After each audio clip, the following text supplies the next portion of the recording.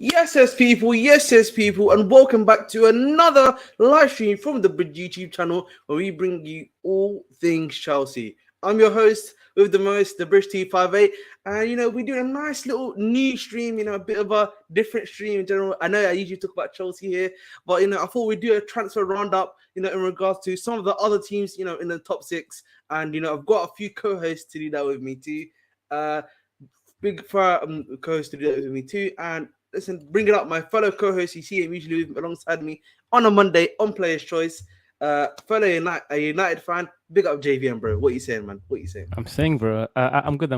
I thought you almost said fellow United fan. I was like, he's a double agent. Yeah, no, definitely not. Come on, no, man. But talk to me about the draw, man. Talk to me about your draw. I'm just gonna share the screen and bring out for everyone to see. But obviously, that is the draw. What are your thoughts, obviously, on your group, innit? So, by Copenhagen, Galatasaray. Not the happiest. I think we can make it out of the group. I think we can beat Copenhagen twice. I think we can beat Galatasaray twice. I don't think we can get one game out of Bayern. I think Bayern will beat us both games. I think Bayern are arguably. I said this last year. I thought they were already the best team in the competition, even without a striker. Now with Harry Kane in the team, this Bayern team is looking unstoppable. So I don't think we're going to get one game out of Bayern. We will make it out of the group. We will. But then there's a bigger problem. We're either going to play Arsenal or Sevilla. And with Arsenal, I think in a two-leg game, as much as I love United, I think Arsenal will have us. And in Sevilla have had us on a headlock since like 2018. Every time we play them, we get smoked. So if we make it to the quarterfinals, I'll be a happy man. Yeah. But one thing I want to say, what are you saying, Yusuf? Oh, just 1 second, yeah. Big up to everyone in chat. Big up Warrior. Big up Mitchy Boy. Nice to see you. Santiago, as always. Stephanie.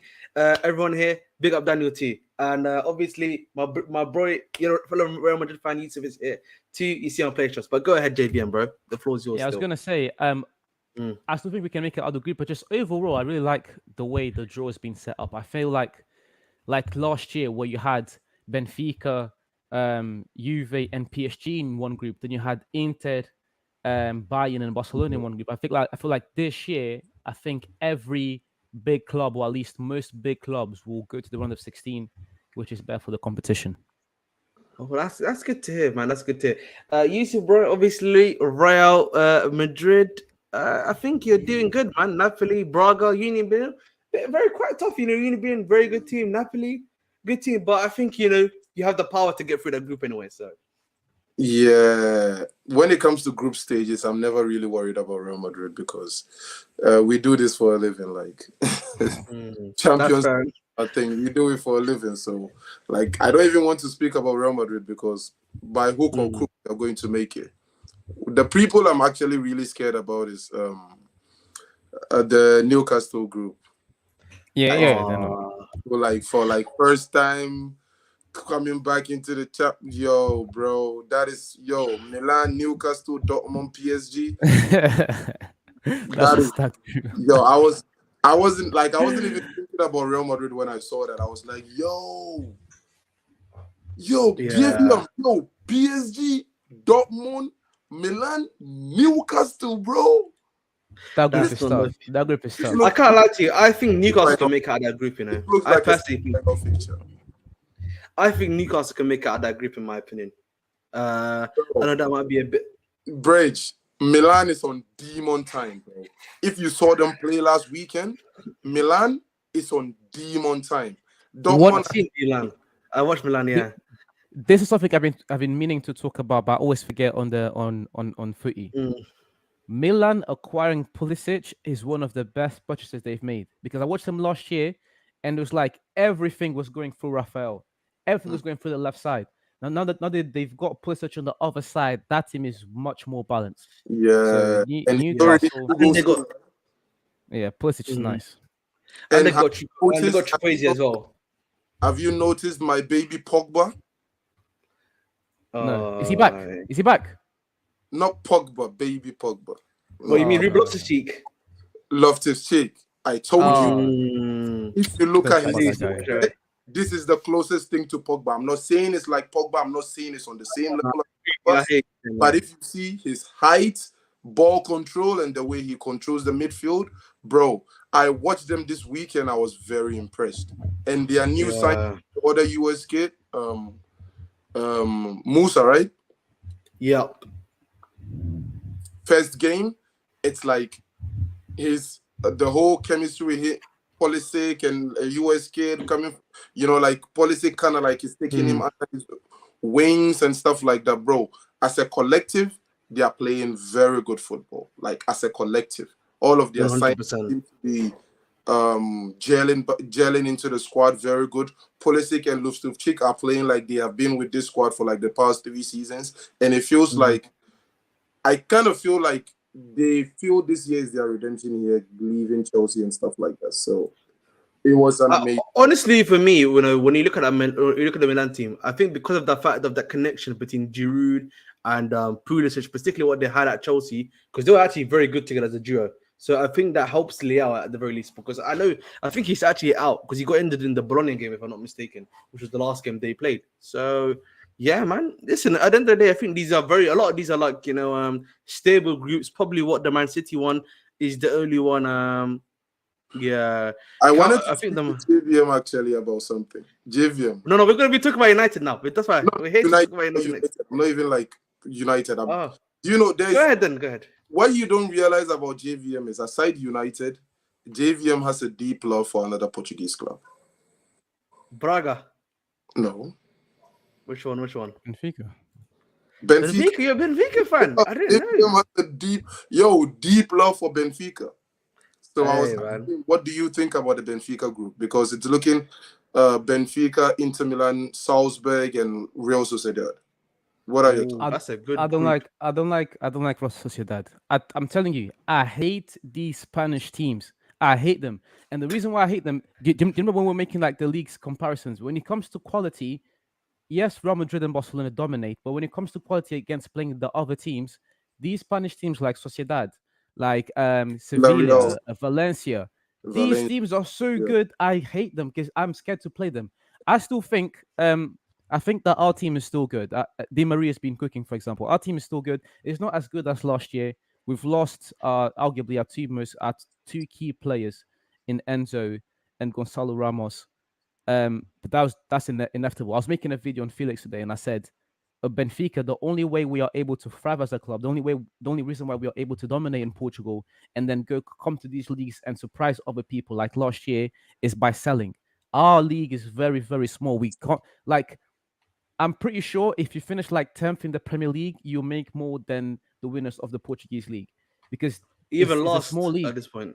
Mm-hmm. Yeah, it's a small league. It doesn't make as much money. So the main way for us to make money is to sell players. So it's inevitable. I still think we can come up either first or second. I don't fancy us beating Inter either away or at home. I think that Inter team is too good. And then we'll just have to fight against Salzburg and Sociedad. I hear that, man. But listen, man, I think that's enough of the draw. Obviously we're here to talk about some of our different teams transfer. Obviously, we speak about Chelsea on here as usual. But you know what? We're going to start on the United, isn't it? Because, bro, what is going on with your club, bro? You know what I'm saying? I'm tired. Trying to get the same thing every year. Like, let's start with the Cucurella Cedric Reguilon thing. So I was surprised, obviously, last night when I heard Cucurella was playing for our team. Right, I was like, wow, why is he playing? I thought he would be, getting rested and everything. And then today I'm hearing that you guys are going for Serge Reguilon because of the fact that apparently you only want like a loan where you can break it after 6 months, because that's when Shaw's back. Apparently, I think Shaw's back at end of December. So, what are your thoughts on that? Because for me personally, man, like Serge Reguilon is a massive downgrade, bro. Since he's left Real Madrid, he's not been it, bro. Like. Honestly, that back line is worry. I worry for you on Saturday. Is it Saturday or Sunday when you face Arsenal? Sunday. Lordy, yo. I big up Chelsea like that, bro. Yeah, I worry for your team on Sunday, bro. I'm going to be very readable. But let's talk about Serge Reguilon first things first, bro. What do you think? Just quick on Reguilon. We were meant to get Reguilon a few years back. There was this fight and then Chelsea won the fight. Not Chelsea, Tottenham won the fight, and they go Reguilon, and we ended up getting Alex Telles. That is one of the greatest things that have happened to us in a long time. Arsenal getting Reguilon, and then that battle between Telles and Shaw was quite good, and then Shaw was able to once again prove himself, and then that's when people were calling Shaw Roberto Carlos. So us not getting Reguilon was a good thing. This whole thing of Cucurella and Reguilon to me is just disgusting, bro. It's disgusting. We are doomed. And the worst part is that we actually have to do this because the only other option is to play an academy player there that's inexperienced. So we're doomed either way. So whatever happens, we're cooked. So I don't really have. From what I'm hearing though, from like some of the United fans online, JVM, they're saying play the academy kid. They've got belief in the academy kid more than they've got in Cucurella, than in Reguilon. So like, when it was time to actually have faith in a United youngster, I think the player we should have had the most faith over the past few years was James Garner. I think James Garner was the player we should have never sold last summer. I know which left back they're talking about. He can come in and do a job, but it's going to be a very, very mid job. So I understand why we're going for Cucurella and Reguilon. It looks disgusting. It is disgusting. But having Shaw out for that long, it is what it is. Listen, man. The next, Yusuf, do you have anything to say on Reguilon? I feel like I'm really, really, really questioning Ten Hag's ID. And I've said this before, and JVM and shows wanted to eat me up. I told you, I agree with you, man. I'm not really in support of him only going for Ajax players or players he knows. I understand maybe it's easier to build a chemistry with players you already know, but sometimes going outside of your own space and bringing in some players. Typical example, you've never worked with Casemiro. He wasn't even your first choice. He came as somewhat forced or kind of like panic buy, but he was one of your best players last season. Understand that? The best, one of the best. I'll say one of the best because I don't want to underrate Rashford's season. You get me? One of the best because I feel like Rashford has also had like an exceptional season. Your main target was this Barcelona player, De Jong. You didn't get De Jong. Your next option was Casemiro. He became one of your best players. Granted, Lisandro Martinez played exceptionally well for you, but he hasn't really had a good start to this season. And trust me, the height difference in the EPL is going to catch up to him. Regardless of how exceptional you think he is, he needs another back player who is also on that level for him to really function. If not, he's going to be a target for a lot of EPL teams. Aside that, Anthony didn't really pan out well. This season, you went in for Mason Mount. Every single football pundit or even just the football enthusiast felt like this wasn't really a good fit for Manchester United. Somewhat, Ten Hag felt like it was a good fit, spent that amount of money on Mason Mount only for him to be dropped in like the third game. You understand me? I'm really questioning his talent ID because if you are looking for a fullback, for so much investment that you do in like the Eredivisie and feeling like there are players coming, why Reguilon and Cucurella? Like, why those options? But Yusuf, apparently the Cucurella deal. Yusuf, do you know why Cucurella? Because apparently he faced Getafe when he was at Ajax in 2021 and the Europa League or something like that, and he liked him from that. Apparently, that was the reason why they've chosen. Okay. ID is shaky. The only thing I've heard him say within these past few weeks that I felt like is reasonable is him trying to go for that Bayern Munich player who's also a target for Liverpool. I think Liverpool just signed him, Gravenberch. He would have been an exceptional pickup for Manchester United. I don't know why the whole hype for him signing Amrabat has really died off because I felt like that is going to be an exceptional addition to the squad, a player who can play most of the back line and most of the positions in the back line. And even play the 6 to perfection or the 8. You get me? That would have been a very good addition to free Bruno to do all of the things. I feel like Bruno is going to have an exceptional season. Trust me. Mark this on the wall. Bruno is going to be one of the best players for Manchester United. If he's going to play like the game I watched last week, doing everything for the club that is needed to be done, Bruno is going to have an exceptional season. But the talent ID, bro, Ten Hag, letting Ronaldo go and signing Weghorst, yo, bro, the talent ID thing, bro. And I don't want it to even make it a Ronaldo thing because Ronaldo wanted to leave, but like, it's looking shaky for Ten Hag, bro. Okay. First of all, I just want to dispel these myths of Ten Hag. This whole talent ID thing. Let's dispel that one. And two, let's talk about why United keep going for these players, the players that Ten Hag has worked with in the past, or players that Ten Hag has some type of connection with.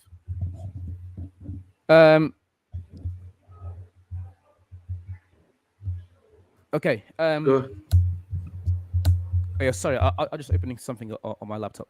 Number one reason, you know why we keep going for players that Ten Hag has worked with in the past? The main reason is because okay, Gliz is crazy. Yo, Santiago, that's crazy. That's nasty.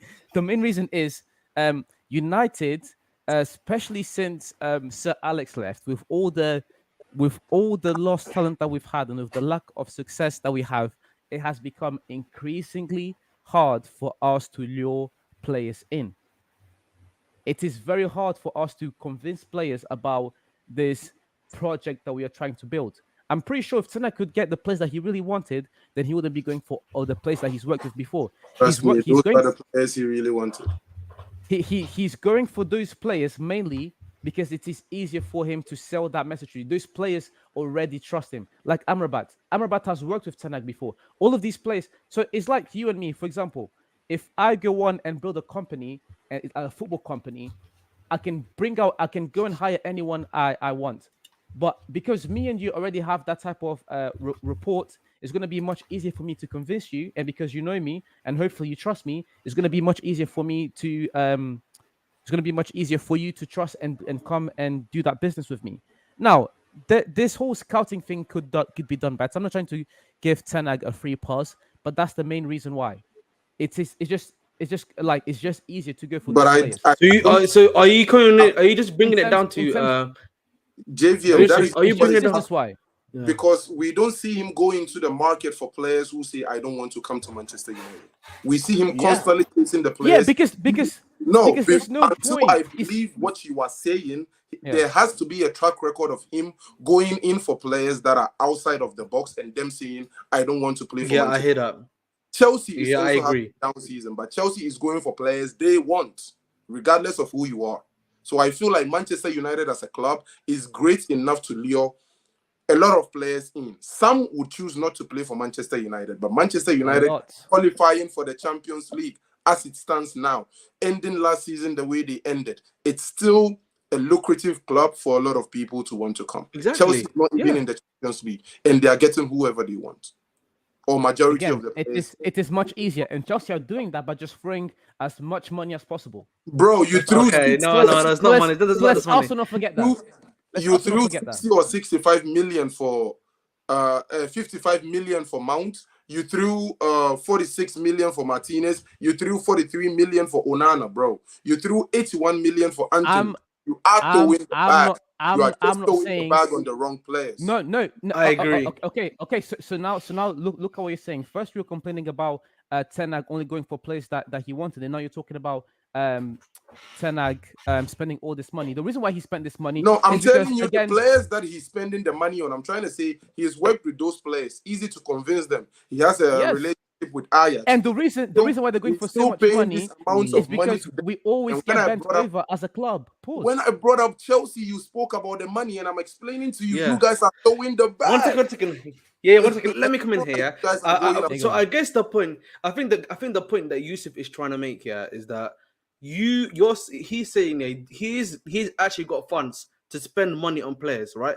And his point is, barring like Mount and Casemiro, that he's spending the money on people that he can easily convince, and he knows their style of play, etc., etc. Yeah, I get that, right? But the problem is, he can probably get better players with the money that he has that he obviously may not know about. And outside the box. Okay. Yeah. So just to finish my point here quickly, JVM. I'll finish my point, JVM. Yeah. Then, like, obviously he's got that money, right? And I think right now United's got UCL football. They've got Rashford. They've got potential of new ownership coming in right now, right? Which is going to inject in more money, possibly from the Qatari ownership too. So, like, for me, I don't understand that. For me personally, like you've got all of that stuff going for you too. It's not just like like us. Well, we don't have UEFA football. We don't have a lot of other stuff as well. So he's just shying away from big names, bro. Like he's just shying away from big names. I think that's how to control big players.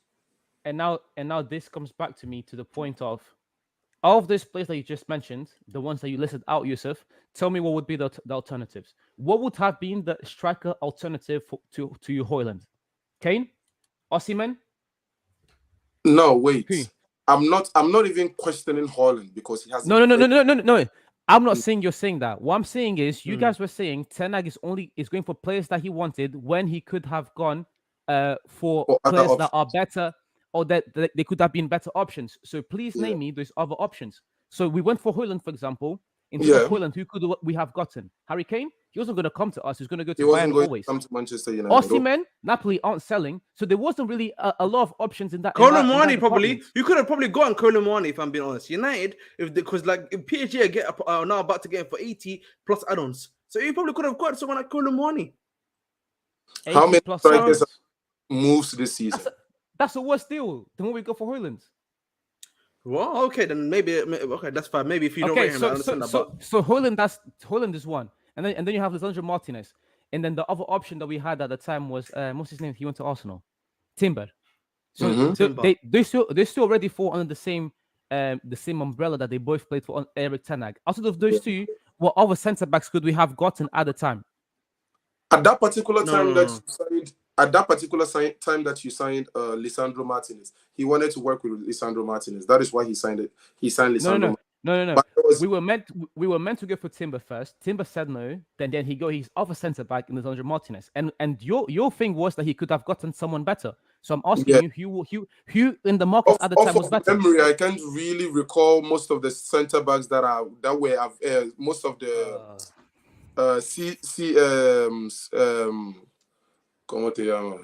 most of the defenders that were available last season, but I know for sure there were defenders available in the market. So we can talk about the season. Name them. How many defenders made a move? I can Google it right now. How many defenders please. No, we're having a debate. Please do it. Okay. Give me 1 second.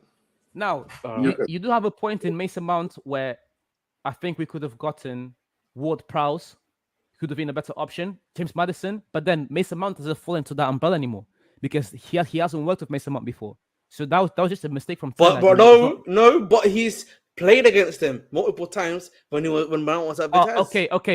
So that's what we're doing. He played against him. That's what we're doing. But how many managers play against players? Come on.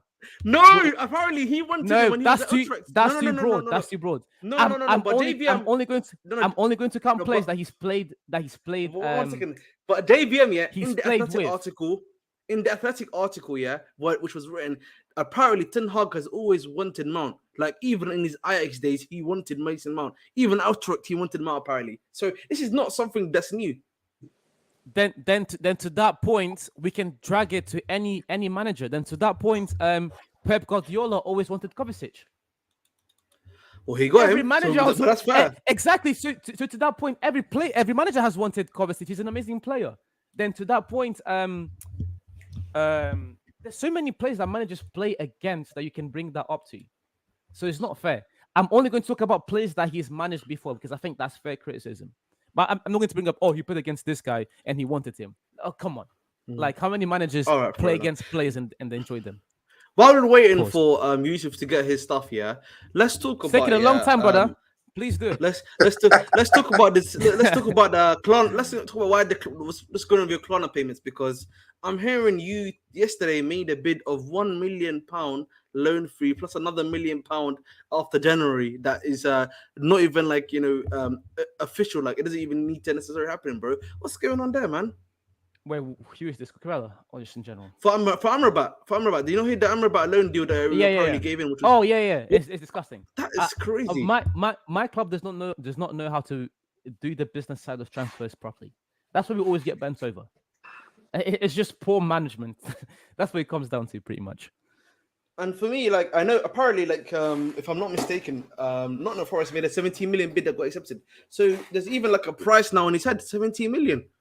Like, from what I'm hearing, like you guys can't make enough sales or something like that, and like you're in trouble. So I don't know, man. Are you probably gonna do something where it's gonna be like, I know that Amrabat has another year loan on him, so it's gonna be like you do a loan this season of obligation to buy essentially. I'm assuming that's the only way you can get. I hope so. Amrabat, bro. It's 7 p.m. The window closes at midnight. These man better move, because we need. It closes tomorrow midnight. It closes tomorrow midnight. You got someone one day. So we have a day. These man need to move quick. Wait, let me see what they're saying about Amrabat. Wesley Fofana made a move to Chelsea. Mm. There's the Orange Chouamini move to Real Madrid.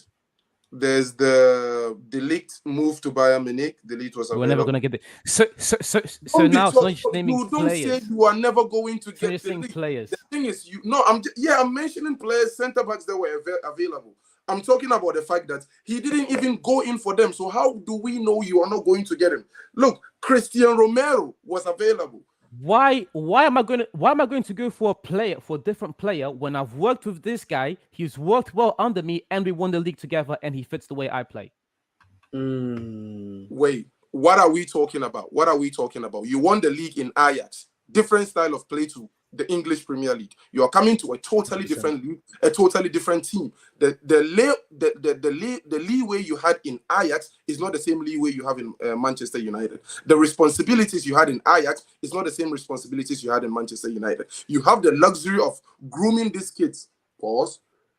From when they were kids, from when they were very young until they became who they became. In Manchester United, you have been pushed into a team that already has a squad that you have to build around. That doesn't mean pieces that you've worked with are the only pieces that are going to help. I made an example of Casemiro, which is not a piece you work with. Varane is not a piece you work with. But look at how seamlessly they gelled into the team because they are world-class players and they have that potential. It's easy for them to gel into the squad. That is why I'm saying there were availability of players that you could have gone in for that could have helped the squad.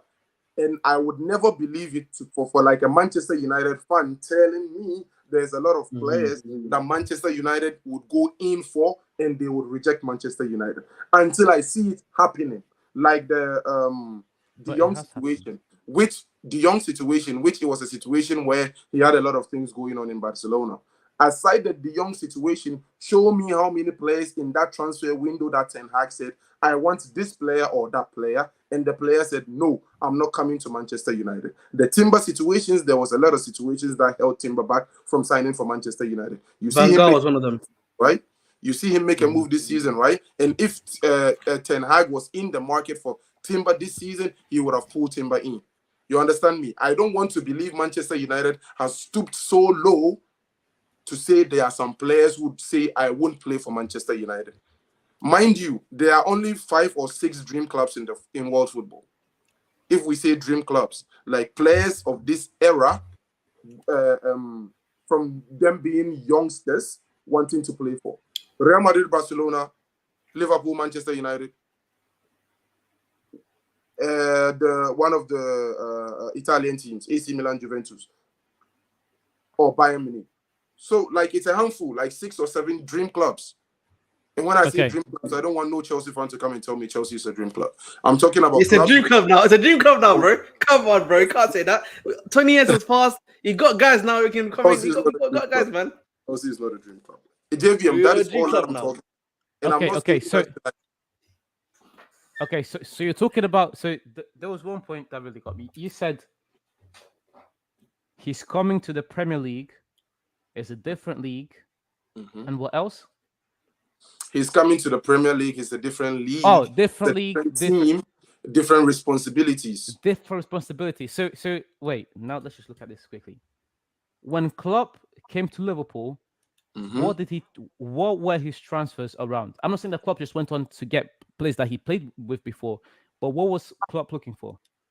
Klopp was looking for players that fitted his system.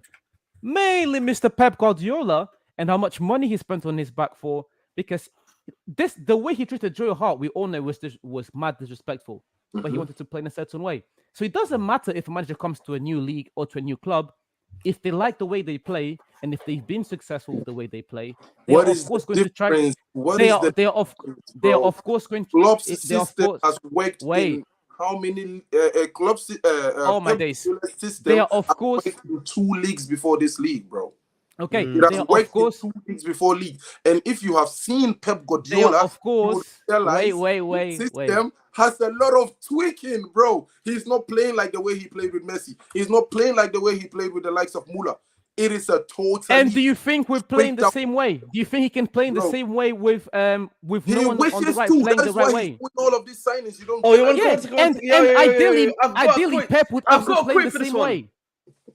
No, 1 second. I've got a quote for you, JVM. Yeah, I don't know if Yeah. you saw this quote, yeah, because I saw a scene off some of the Media United guys, yeah, and they asked him about players and like signage and his style of play, and he was basically saying that he cannot play his style of play that he was playing at Ajax because the players that he has are not the type of players that he can play in his system. And for me, when I heard that, Okay. yeah, I was like, you're the one that's buying these players, though, bro. You're the one that's buying these players. So if that's the case, get the guys that do not fit your system and get the ones that will fit your system in order for you to And that's use what, it in the and that's Premier the League. point. You just Bro, proved my point. That's why Pep he's going with Guardiola players that he's practically worked with changed the before. whole team now- for them to play And the now, system. Yusuf, let me finish. Was talking about Pep Guardiola before. It's pretty much the same thing. It's just that Pep also had the ability to go out there, and this is why City have had a better strategy. This is why I think Pep Guardiola is a better manager, where he's been able to find certain players that fit the way he play, and he's managed to adapt them. And City also have amazing guys doing the business behind the scenes who were able to go and get those players for Pep. At United, I think it's a fair criticism to say for Ten Hag that he's not gotten other players. I think that's a fair criticism. But at the same time, what's wrong with working with players he's worked before if they fit his system? And then he doesn't have what City has or what City had. He doesn't have that. He doesn't have the well-oiled machine doing the business behind the scenes. His Look at how much. comparison is in City. Look at how much. Look at how much we're City's a struggling. cheap job, bro. Look at how much we're struggling to sign Amrabat. His comparison is in City. City is a cheap job. I told you all of that, bro. Okay, City, even Klopp. No, Look this at how comparison is not even Klopp. Look, City took how many years to build this squad? Then who? So, yeah, Who? I'm It trying took to them 1 tell year. you his talent ID and his transfer philosophy so far. Last season, it might look like it worked a little bit, but entering into this season, Not even a little bit. It worked because we finished third, and we won the Carabao Cup, and Europa League. But the thing, what I would say to that, the JVM, football yeah, what I would definitely say to that. improved. But you were playing the same football, bro. You were playing still counter-attacking on the transition football. That's what you were playing. You were not playing his style of play last season. Even this season, you're still not playing the style of play that he plays. Bridge, because you said that we can't. You said it from that quote because he can't. And that's why he's trying to get these players to come in. But JVM, if that's the case, Because he would it's have easier. He's had 3 transfer windows. From what I'm seeing, yeah, the scouting department's not even he's the scouting department too. Don't say He's the free scouting transfer department windows. Don't say free transfer windows like he can just do whatever he wants in those transfer windows. Like he doesn't have people doing the business for him. Like players and clubs don't have their own agendas. So you can't just say free transfer windows like doing the transfer window. But the point I'm trying to make, there are things that happen during the transfer windows. Bro, JVM, if this was a case of him being muscled or him being forced to sign play, bro is signing the players he wants. So we can talk about the people doing business in the background, but the people are not doing business to hurt him. Bro is signing the players he wants. How many times if you look at how many times he's signing the players that he wants to play his system. Okay, no problem. And let the system better work. That was the main point before. Let the system better work. Because if it doesn't work, that's true. That's true. It better work. But you guys better work. Was that Pep Guardiola, all of these signings, it doesn't work. I'm coming for him, bro. Exactly. So in June, we can have this conversation again. And then if it doesn't work, I'll completely accept. But the reality of the situation, JVM, is that look at these signings. Anthony, I'm sorry, I knew Anthony was not going to work. Yeah, that brother's a bum. I'll take it. He's a bum. No, I can tell you that because I had Ziyech. This guy is just a slight improvement. Wouldn't like this, bro.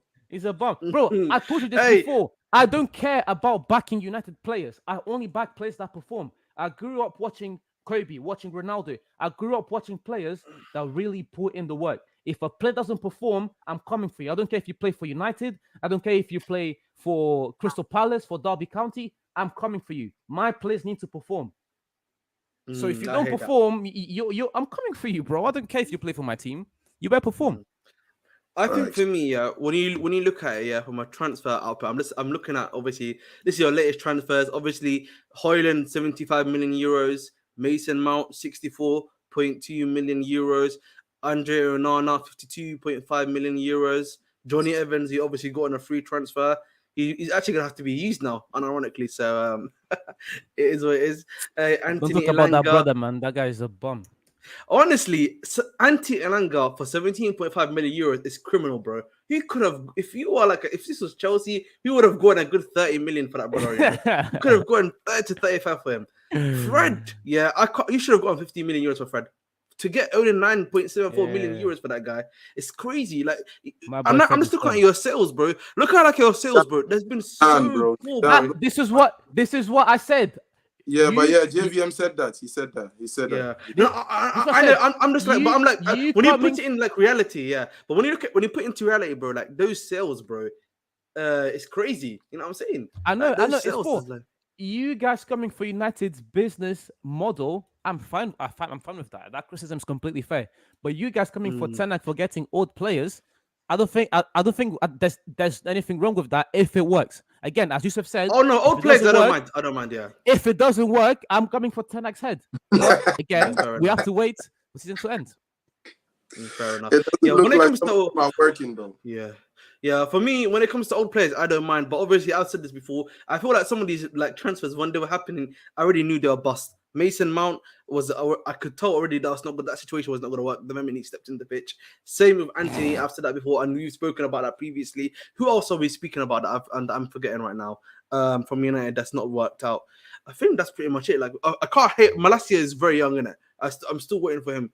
But like, listen, we've spoken a lot about United. I'm getting tired of speaking about United. Let's talk about quickly before we go into my boy Yusuf and his musical team of Real Madrid and their transfer window. Let's talk about this transfer. Obviously, it's been up on the screen. Oh yeah, Sancho definitely. But the thing with Sancho, Derek, that happened in Ole Gunnar Solskjaer's time in it. So we can give what's it called, the Ten Hag. That is not Ten Hag. Yeah. Yeah, exactly. Yeah. So obviously Liverpool have brought Ryan. Sorry. Even with Sancho, I'm not blaming Oli. I'm not blaming the transfer policy. I'm blaming Sancho because nothing happened to that guy. He just started playing dead. I'm blaming Sancho. Wow. All right, fair enough. Liverpool have reached an agreement with Bayern Munich to sign Ryan Gravenberch, fixed fee of 40 million euros and 5 million in add-ons apparently. Netherlands international to join on a long-term deal. What are your thoughts on this deal, bro? Because for me personally, listen, he's a good player. Let's talk about that. Title run. I know. Title run. No. He's a good player, but he doesn't what? It doesn't make sense. But he doesn't make sense. What do you mean? The sign does not make sense. You need a 6. You do not need another 8. Yeah. No, I know that, but he's gonna have to fit into that role. Bro, when this guy in 6 months, it's the only other option they had. David, what I'm gonna say to you, no, it's not. I'm not. They could have hijacked Amrabat if they wanted to. Amrabat said he wants to come to United. I'm not saying this is what I'm saying. Transfers aren't black and white. Again, this is what I said about Ten Hag going for players that he wants. It's easier to sell. It's easier to sell that project. Out of every single player Liverpool could have gotten to get Gravenberch in to play that 6th role, he's gonna have to adapt. It's not like players can just. Ideally, players play their role, but sometimes players have to adapt. He's gonna have to play that 6th role. I'm not saying it will work, but out of every option Liverpool had, especially now, I think they did an all right job.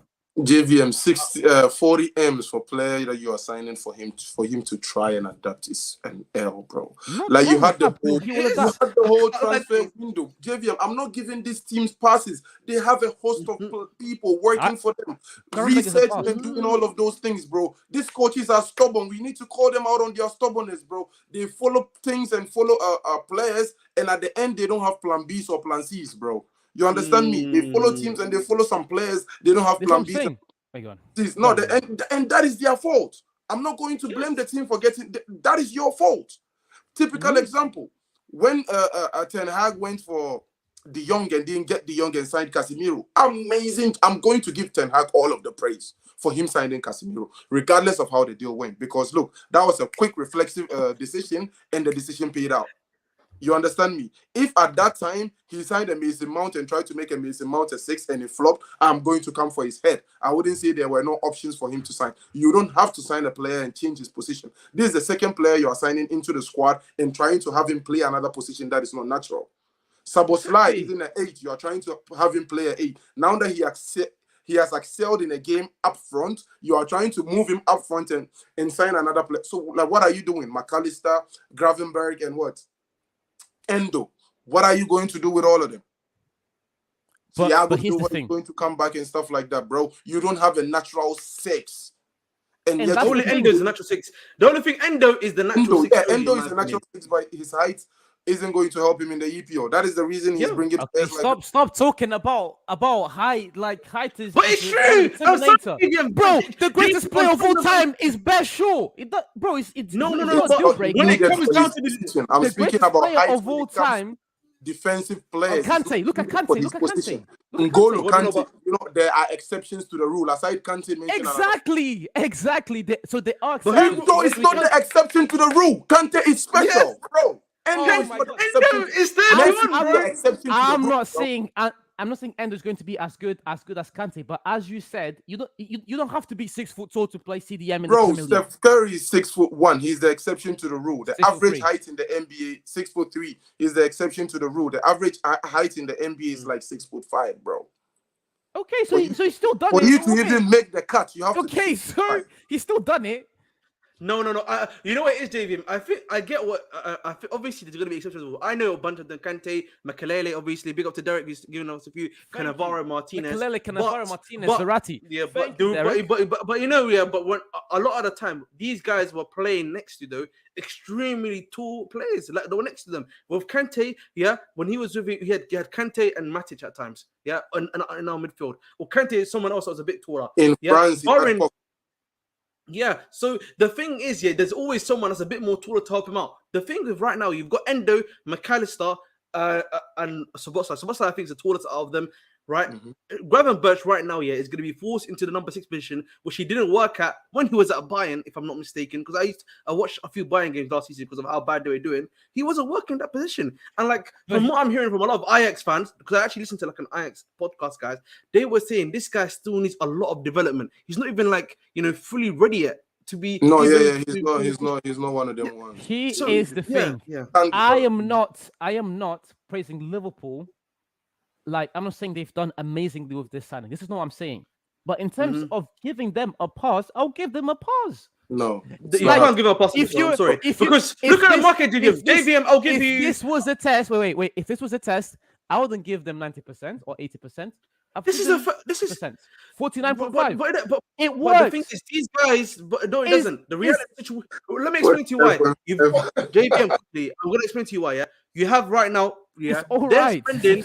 You know what's happening. Yeah, Gravenberch here. They is being sold for 45 million euros. Guess how much they're about to buy Paulinho, who is in Fulham for them right now. He's in Fulham right now, balling out, can play that 6th role in that system for Klopp. How much is you get sold? How much they're gonna buy for? 70 million euros, something like that. So if Liverpool, who have 110 million euros available, could not, what's it called? Add an extra 25 million pound just to get someone like a Paulinho who would help to solve the system. Whose fault is that then? And I agree with you. That's a mistake. And if they did have Paulinho, why are you giving them a pass? I would have given them like 95%. But this signing, are you giving them a pass? If they had that option and they had Lavia, then all of those things didn't work out because of their own transfer policies, and yet they had transfer policies. But in terms so of why are you Gravenberch, giving them a pass if they had these 2 options, which are natural 6s? Because you can always do better. But in terms of this signing, it's at least 50%. And the touch you didn't think from bashing the kid. When Gravenberch comes in and let's say he underperforms, or I think with Klopp, I think you and me, especially Yusuf, we've given him enough stick, and Bridge as well, to be fair. But I'm saying me and Yusuf because we've been doing this for a whole year, especially against Louis. And it's like we've given him enough stake. If he plays, if it doesn't work with Gravenberg, and then he starts playing Gravenberg in some weird positions, like playing Gakpo striker, or playing Gakpo in the middle of the pitch, just to fit his whole system and doesn't want to adapt, then I'm gonna come for Klopp and I'll come for the transfer thing.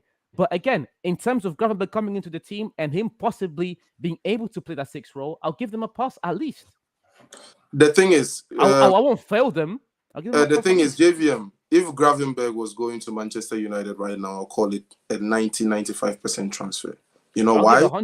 I'll give 100. Because he's young, he can learn. So even if Manchester United want to kind of like transform him into a natural, transform him into a 6, he has Casemiro to learn from. You understand me? This is a situation where Liverpool are bringing in a player and just thrusting him into a position that is not a natural position. Unless maybe he's going to play him as an 8. If he's going to play him as an 8, then it's still questionable because you need a natural 6 and you keep signing 8s. Okay. And you know what? Wait. One more point. You guys are acting like they're signing a striker to play centre back. An 8 playing a 6, of course, is not going to be his natural position, but it can be doable. That's why it is a pass. This is not a striker playing centre back. It's easier. Or a right winger playing CDM. This is an 8 playing a 6. It's easier, JVM. So it is doable.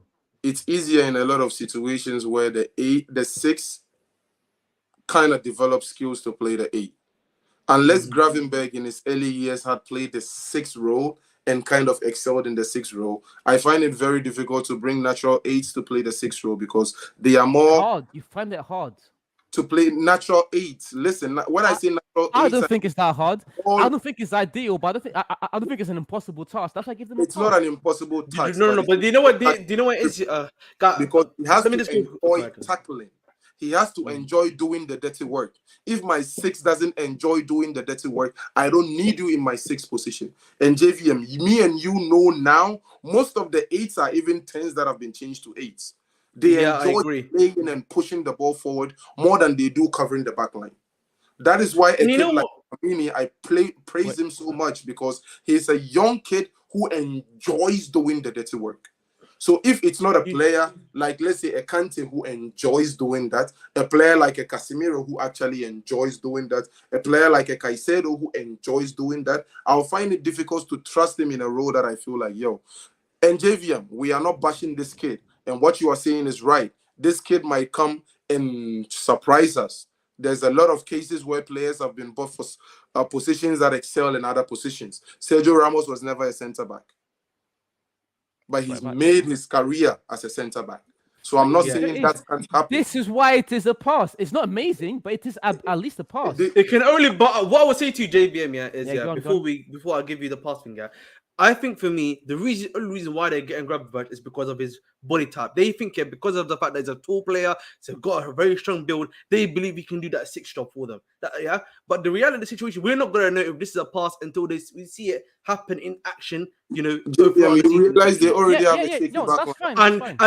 And for me, if he cannot produce this at Bayern in a league where it's not even that level of physicality is not existing in the Premier League. And they tried to play him in the 6th role and it didn't work. What is to say that at Liverpool, more physicality, these guys listen, in transition, the Premier League is one of the best that are doing it. So what's to say this is going to be success? For me, I don't understand this. I feel like this is going to be in 6 months' time when we're in January, we're going to be hearing Liverpool are looking for a 6 again. We're going to be hearing that, bro. That's fine. And this is why the signing is not amazing. That's why it gets a pass. But anyways, guys, look, it's been very good. But if I don't go now, I'm going to end up single. That's all right, man. That's all right, bro. Have a nice one, yeah?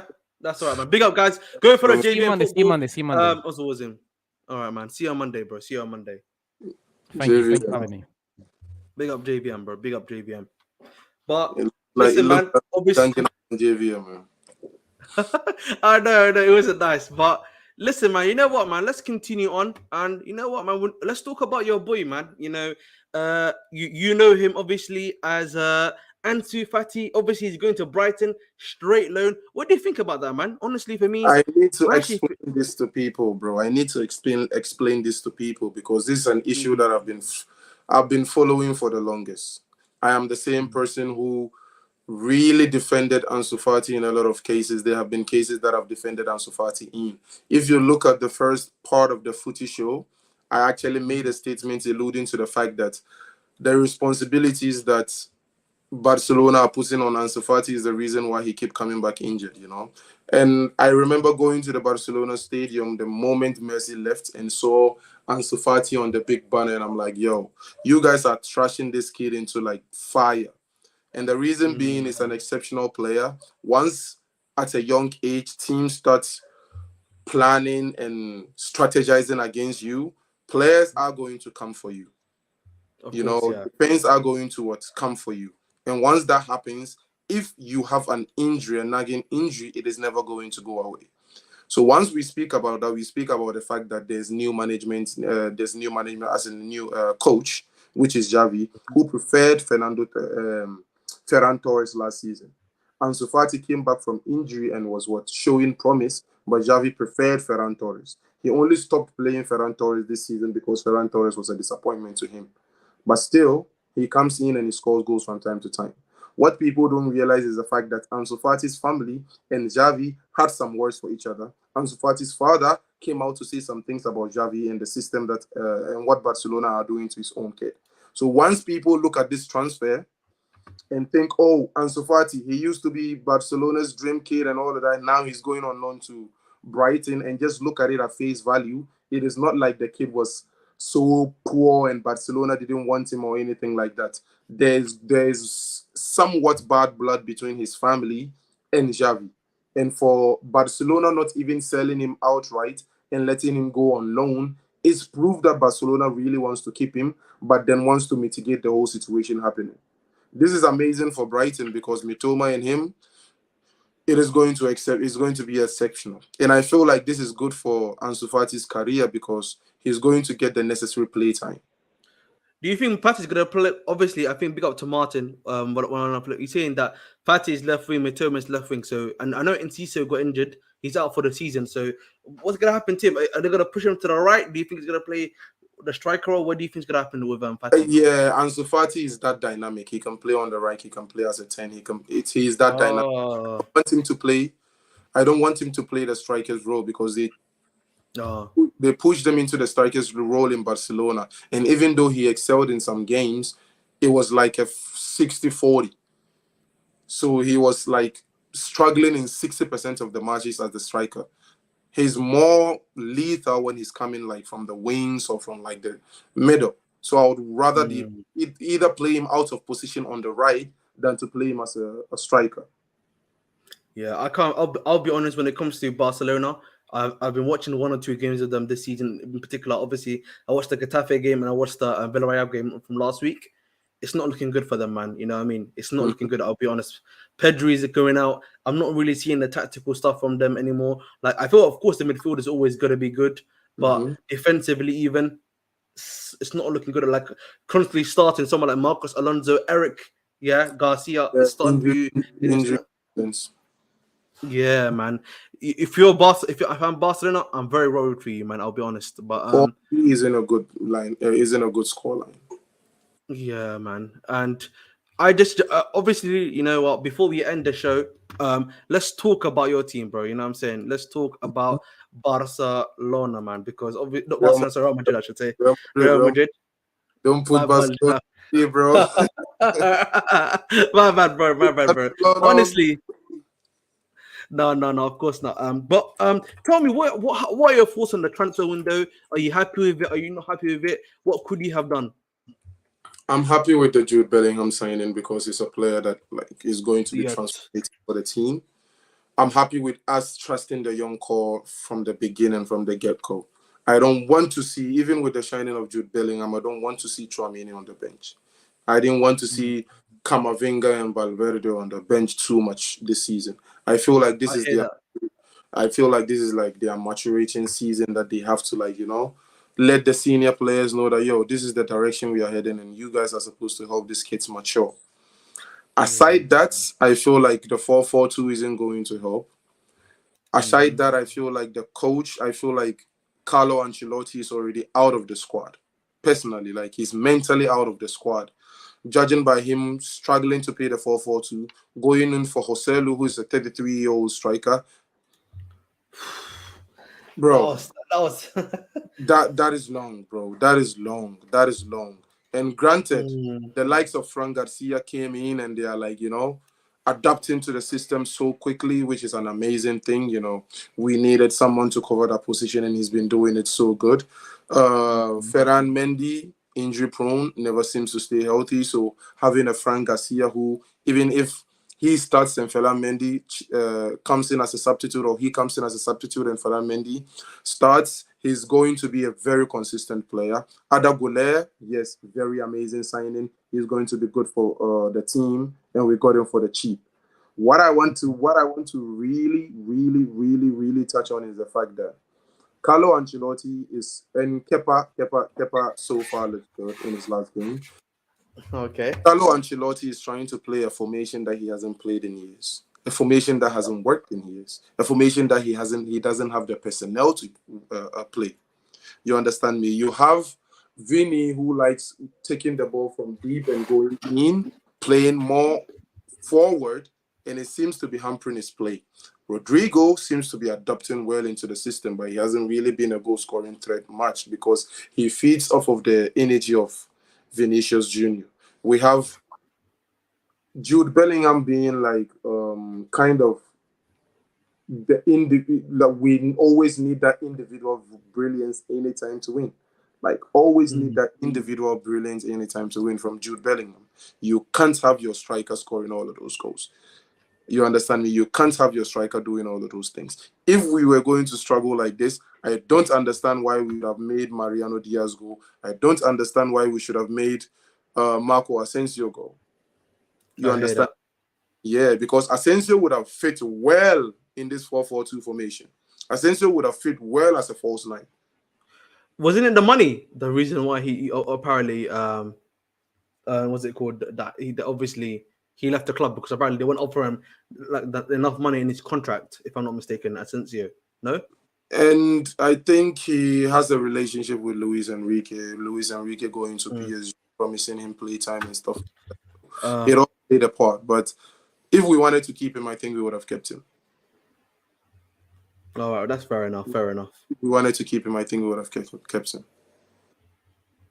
That's fair enough. But you know what, man? I'm seeing everyone in chat is talking about, a number 9, number nuevo. Obviously you haven't got one. I'm pretty sure you yourself would like a number 9, but obviously the Mbappe guy, one time he's coming, one time he's not coming.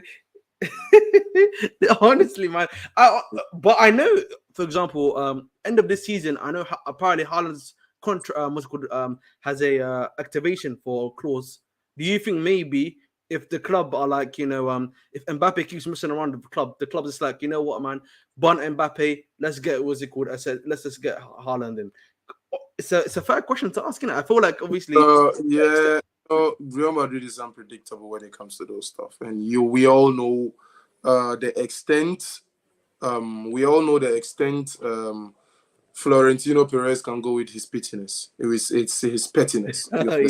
So yeah, I think if he knows for sure he's not getting Mbappe, he's going to go in for Haaland just to spite Mbappe. And Haaland is going to be an exceptional addition to the team. Not to say his signing is going to be just to spite Mbappe, but Haaland is going to be an exceptional addition to the team. But I can see it happening.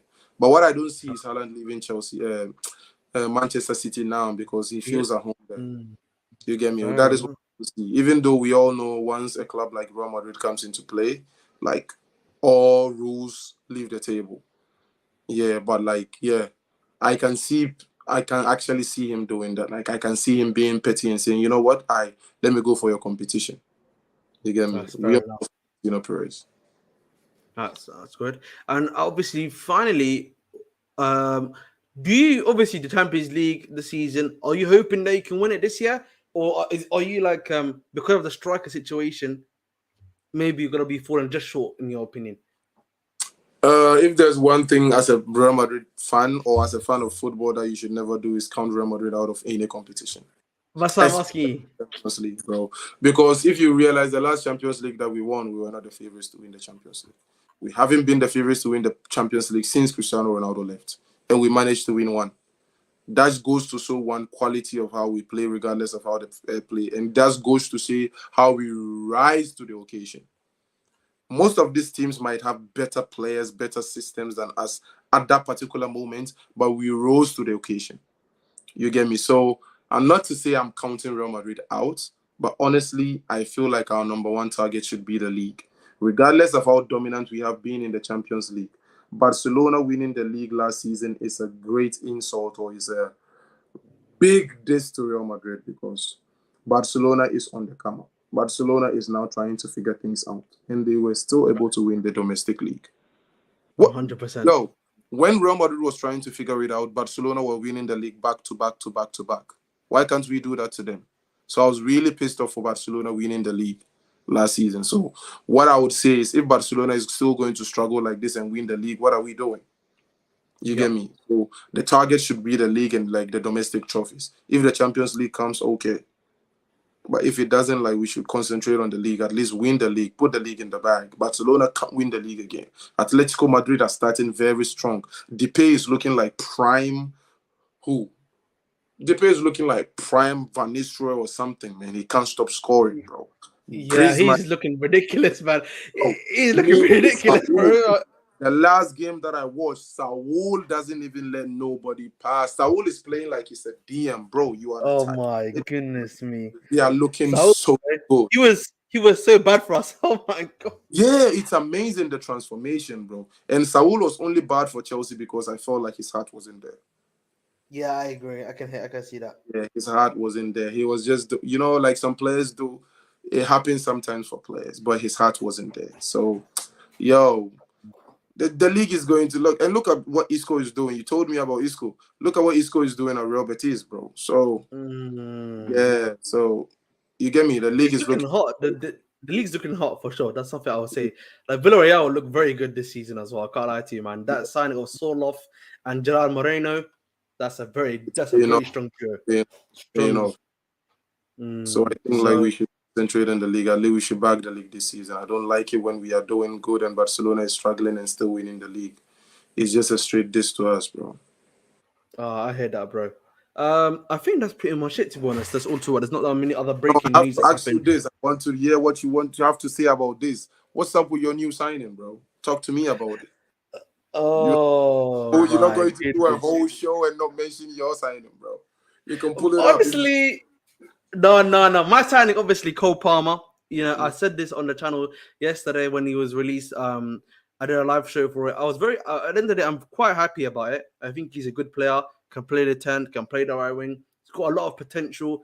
Again, I think with the way the squad is being prepared, especially under Pochettino and the club, they're trying to buy all these guys who have high potential, who are reaching that potential too. Pochettino, with the magic he did at, Tottenham, do that with the club, and then bish bash bong, hopefully have that squad ready for me. And then if Pochettino is able to now win trophies, then you know what, we keep him. If he's not able to win trophies in that period, you then bring in the guy that's gonna, push you to the finishing line, if that makes sense. That's always what I've said when it comes down to it for Chelsea Football Club. But Cole Palmer for me for 40 plus 5 million add-ons is actually a good deal for me. Considering we're buying him 2 days before the market closes. So whether we like it or not, the price is gonna be high. Right? Because West Ham were trying to buy him for £35 million apparently. And that was over 1 month ago. So for him to only increase by £10 million, I think for us is a perfect deal at the end of the day. And when you look at the market, buying someone like Ferran Torres, I'm sorry, no thank you. Emil Smith-Rowe was the other one available, no thank you. Marcus Edwards from Sporting Lisbon, he's a talented player, but there's still needs time for him to develop. So the market, he's the best out of the current market that's available for us right now to get. Okay. I don't know. What are your thoughts, bro? I thought it was a future signing. I understand his talent and everything that he's doing, but I feel like it is not a needed player for Chelsea right now. I actually think it is because of the fact of the injuries that we have right now. That's the reason why. And honestly, the fact that he can play left wing is very important for us because I banged on about this Yusuf in the on Monday. But the issue for me right now, Chilwell couldn't be playing that position, and then you have Mudryk there. Mudryk is not ready right now. You know what I'm saying? Like he needs time, a lot of time to work on his game, to learn his game, to train. Bringing in someone like Cole Palmer that can play that position too, or you can switch Sterling now into a left wing, is going to be a lot more helpful for the team. I feel like for Modric's development, you shouldn't be bringing more competition. Honestly, you know what? You go ahead. No, but because I said to you, like how we've got a club now in France, we're about to buy another club. We're about to buy Sporting, by the way, Lisbon, about a majority share in their team too. So literally, Strasbourg. I said this before. Going to the French league, he can go there under Vieira, Tuchel. While they are producing very good left wingers and right wingers there, he can learn his trade there 1 year where there's no media, no attention, no lights on him, no pressure on him, and he can learn his trade for 1 year, come back the next year to Chelsea where he'll be nice, ready, and actually know how to play the game, and then he can play under Poch. That for me was always the plan for me, but sadly that's not the case that they've done for him right now. So, but he's a talented player, but I don't know, man. Sometimes I don't know if you've seen the gym pictures. It's always going gym. Sometimes, like instead of going gym, go outside, learn how to, cut and shoot. Yeah. He's very ripped when it comes to the whole gym thing. But like aside that, it's been a underwhelming signing so far, and I had so much promise for him, bro. I had a lot of hope for him too, bro. Like I was a big fan of him. For me, and I always say this, Yusuf, one of my favorite videos, one of my favorite players was Ian Robin. And there's this famous video of him when he's at Bayern Munich. The training ends, everyone's leaving, he is staying. He's got a bunch of footballs with him, in the bag. One coach is with him, and all he's doing is the guy's passing the ball. He's running, cutting in from the left side, and just shooting it into the back of the net non-stop. That trademark, doing it again and again and again after training, so that it becomes almost like a mental thing. That's something that I feel like with Mudryk, he needs to be doing. Learn, get after training, going out there, doing some more drills for himself. And from what I'm seeing from him, it's just doing normal gym work. We don't need gym work for you, but big man. You already, you got the body, you got the frame. It's now time to be doing the football drills, in my opinion. But that's pretty much it. That's true. That's true. Yeah. Underwhelmed. I hear that. I think, guys, that's the video pretty much. Again, please make sure to like, share, subscribe. I can't believe it. I'm almost at 900 subscribers. I don't know if you saw that, Yusuf. So honestly, man, 3 months of YouTube. Going up. We're going up, man. Honestly. Honestly, I was going to do. I might do a video today for 10 p.m. But the only big news right now is that Gallagher could possibly be sold for 45 million, and that's pretty much it. So there's no big news there, but we'll see it at the end of the day. So that's pretty much all of the video out there. Again, make sure to like, share, subscribe.